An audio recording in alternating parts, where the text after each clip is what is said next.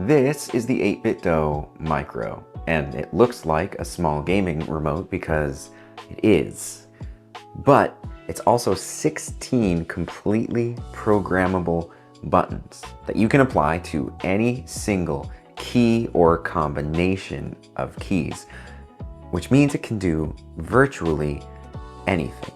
Now, it's only $25 and in the description, which means that for the price of lunch and a coffee out, you could completely change the way you do things. I made a video about this on my music channel that people loved, converting a guitar kind of into a smart guitar, but I figure for this channel, there are 16 programmable buttons, so let's talk about 16 different ways we can use this. Before we get into the actual methods, I want to talk about mounting it, because there's a couple different ways you can mount this wherever you're working. The first and most damaging is Velcro. I did stick a piece of Velcro to the back and then Velcro wherever I wanted it so that I could just remove and snap it on kind of anywhere it needed to be. Another option people mentioned to me in the comments was to put a clip, like a clip that I put on my MP3 player. You could put on the back of this and clip it to your belt buckle, guitar strap, really anywhere a clip goes. And then the final option that I ended up on was magnets. It's pretty incredible how many things in the world are metal, so I glued 2 magnets to this, and now it can stick to various parts of my desk, my fridge, corners of walls or door frames, stands, backs of guitars, gear. I even got a clip like others suggested and put a magnet on it so I can attach it to my belt buckle and still have the whole magnet thing going. With mounting out of the way, let's talk about setting this up and then actually using it. In the app, not only can you program individual buttons to a single key or combination of keys, but you can save different profiles. So you can set any combination of keys, save it, change it, save that one, just like you would on a Logitech mouse. If you've got different programs or bits of software you want it to act differently in, you can load up a different profile depending on how you want to use it, which is kind of crazy. Now, the first way I find to use this is actually as a page turner for Kindle, which is phenomenal when I'm doing things like dishes and my hands are wet. It's much easier to press a physical button rather than to swipe on a screen and then it starts acting all wonky. So I'll keep this on the fridge next to my sink. I'll be washing dishes, read a page, press the button, and then keep on going. And this supplements maybe watching something while I'm doing dishes with actually reading and intaking information. It can also work for scrolling anything, whether that be TikTok or even a sheet music page turner if you're playing piano or guitar. If, like me, you're someone who plugs your laptop or phone into something to do video out, it works as a really good media remote. So all of a sudden, with your laptop or phone, you have a play, pause, rewind, fast forward, so you don't have to get up and go across the room. It makes life much easier. If you're a musician, there are 2 phenomenal ways you could use this. Number 1 is as a DAW transport, play, record, stop, rewind. You can completely control your software from your instrument. The other cool way is if you're playing like guitar, you have this synced up to a MIDI instrument, you can trigger chords or drum beats and loops and kind of have a one-man band thing going on, silently hidden behind your guitar. Now, really practically with hotkey mapping software, you could also set each button to open up a different app on your laptop or phone. So instead of opening the Finder or Spotlight and typing something in, you can mount this to your desk and just have a single button to open Photoshop, another one for Premiere Pro, another one for anything you'd like. You've got 16 programs you could open, or say 4 programs to open, and then a bunch of things you could do within that program. Now, there are a million pieces of hardware out there talking about hotkeys for all your different editing apps, but there's no reason that this doesn't work just as well. Undo, cut, copy, paste, timeline scrubbing, auto save. You can do so many things in video editors or photo editors, just again having this mounted right next to your laptop, or depending on where you stick it, you could even put it right on your laptop. Have 16 extra hotkeys right next to your keyboard. And I can't overstate how helpful it is for productivity, especially when you start doing key combinations assigned to a single button.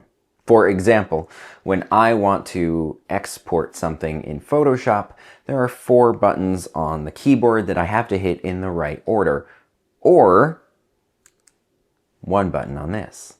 This idea takes a little bit of setup, but if you've got a spare device and some smart home lights, you can use software to assign different keys to tap different places and actually control your smart lights from this. If we think about it, you could actually do that with any smart device with the right combination of plugs and software. There's no reason you can't say on and off to different plugs in your house and control your entire smart home just carrying this around with you. Presenting becomes much easier with this, whether you're presenting live and you can use it just as a clicker for slides, or if you're presenting on something like this, you can use it to change slides off to the side, or you could even use it to control the speed of something like a teleprompter. So if you're filming on your own, like I am, this can help automate different things around you, be it lights, be it teleprompters, screens, maybe even cameras, record, start, stop, if you've got the right software to do it. There are some phenomenal podcasts and audiobooks out there, like White Horse Inn, Haunted Cosmos. And if you're like me, you listen when you're driving. But then the problem is, if there's a part you need to listen to or you want to skip through advertisements, you need to actually look at your phone and tap the button a few times. And a lot of things can happen when you're going 60 miles an hour down the highway and not looking. So you can have a rewind, fast forward, and even bookmark on your audiobooks with something like Audible, so that you can keep your eyes on the road and have a tactile button that you can feel and know exactly what you're hitting and what it's meant to do. I teach music lessons online, and one of the worst parts about it is having to click into the camera or audio menu to adjust which camera is looking at what for my students to see the instrument, or to mute and unmute myself, or start and stop cameras. Now, this allows me to change camera settings or mute and unmute with the tap of a button. And it's pretty incredible to be able to do a video call, have the whole thing on mute unless I hold this button, then I can talk and let go and not have to worry about someone accidentally hearing something in my household, or just shift the camera view with the tap of a button. Now, for you chefs out there, I know there are millions of you here, kind of similar to doing dishes with wet hands. When your hands are dirty and you're making something, you've got a recipe in front of you, whether it be a video or a web page, you can tap a button to go down on the page or forward in the video. This allows you to have just this plastic cheap device that you're getting ingredients on rather than your entire laptop. If you stream or use something like OBS, then you have a lot of quick buttons where you can switch screens and chats and even move forward to the next scene, which means that you can keep your eyes on what you're doing or streaming or talking about and just change scenes with the tap of a button. This is really useful for keeping people engaged and being focused on what's happening. And in any sort of creating, whether podcasting or music recording or live streaming, it's really helpful to be able to place markers as something's happening, so you know what bits you want to edit out in the saved version or even make a short clip out of for YouTube Shorts. And so again, you set a marker button for any form of creation, and then you can just tap it and say, whoops, that's a part I want to edit out. Tap it again, that's a part I want to save. So, see, I'd tap right now. This is a part I want to edit out. Now, how often have you had to mount your phone, start the timer, run in front of it with a group of people, and try to make sure that you're posed and smiling by the time it goes off? Well, that's not the case when you take your handy automated home remote streaming hotkey productivity super device and just set it to be a camera shutter. So you can stand in front, hit the button, and have a beautiful photo, or start recording a video on your phone as well. Probably the most minuscule time saving that I don't use it for but should is tab switching in the browser. You might know that on the keyboard there's a combination of buttons that changes the tab that you're looking at. I'm really bad about doing that and using that. But having this next to your laptop, you can select tab 1, 2, 3, 4, 5, 6, 7, 8. Or if you're someone with a million different tabs open, then you can just have it shift through one tab to the next, up or down. You could use it as a makeshift Logitech MX Master. Now, I absolutely love this mouse, but I also understand it's expensive. So what if you just got a regular mouse and this, where all of these buttons are programmable, so are these. And really, if you're buying this mouse for the buttons on it, why? Now, obviously, this is just a sampling of the things you could actually do with this. Every single app or bit of software or button combination you do can be used in a really creative way. And if you think of any, put them down in the comments.